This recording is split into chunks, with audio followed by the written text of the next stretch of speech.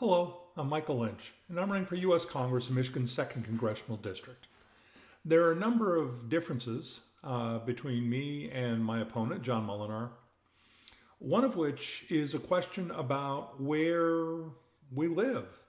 Um, Whether you believe that John Moolenaar lives in a suburb of Grand Rapids or if you believe that he lives in Midland, by the way, Midland is not um, in the 2nd Congressional District.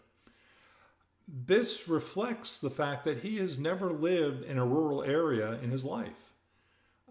Not having not lived in a rural area, it must be very difficult for him to understand the lifestyle and the needs of people who live in rural communities. I, Michael Lynch, have lived in a number of different rural communities in a number of different states, and I understand what makes rural communities tick.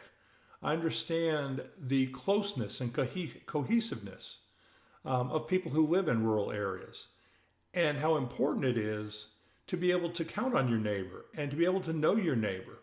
And I don't know if John Moolenaar has ever had the situation, always having lived in larger cities, to really understand the rural experience. The second situation is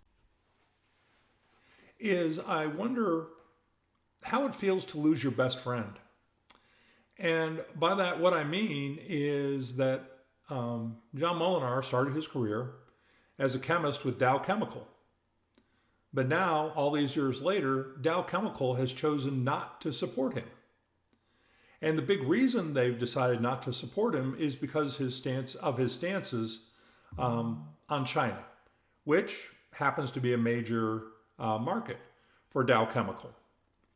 Speaking of the Chinese, I wonder why John Moolenaar focuses so heavily on the Chinese possible influence, in a manufacturing plant in Mecosta County, but doesn't say anything about the Chinese influence in Africa right now, which is very important and something that we do need to take very seriously. Right now, China is investing a great deal of money in African countries, and the possibility exists that this could be a colonization move on the part of the Chinese. And we need to do something to stand in the way of that or somehow make a difference about that. The other thing about China that I never hear John Moolenaar talk about is the influence of fake news from Chinese-owned websites. There are any number of Chinese-owned websites that look very much like real news. However, they are propaganda. And the reason I'm thinking that John Moolenaar doesn't say anything about these websites is that primarily they print very right-wing, very conservative views, and the slant on almost all their stories is definitely in favor of the Republican Party, particularly a Republican that's as radical as John Moolenaar.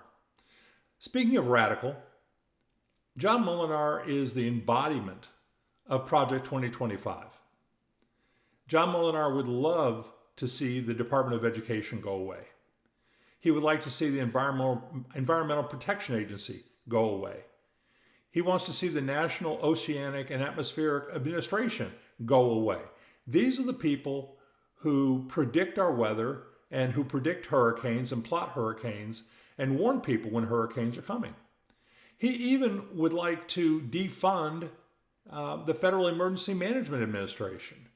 And these are the people that help clean up after a hurricane. He believes that really he doesn't believe in neighbor helping neighbor. He kind of goes back to what Margaret Thatcher said many, many years ago when she said that there is no society. There are just individuals. So I got to be honest with you. I don't want to live in a world where I cannot count on my neighbor. I don't want to live in a world where we don't work together to make America a great place. John Moolenaar's philosophy seems to be that what's good for the individual is good for the country, and we should only concentrate on our own wants, our own needs. On the other hand, I believe that what's good for society is good for the individual. So we do need to work together. We do need to reach out to our brothers and sisters. We do need to accept people for the people that they are and not demean people, not try to strike down laws that are already in place, not have a Supreme Court that is creating legislation from the Supreme Court. That's not their job. We have three branches of government, and they're supposed to be co-equal branches. And it is not the Supreme Court's job to be creating legislation. There are a lot of differences between me and John Moolenaar. I'm of the belief that Michigan deserves better, and I believe that I can be that better for Michigan. Please, come November, vote for Michael Lynch.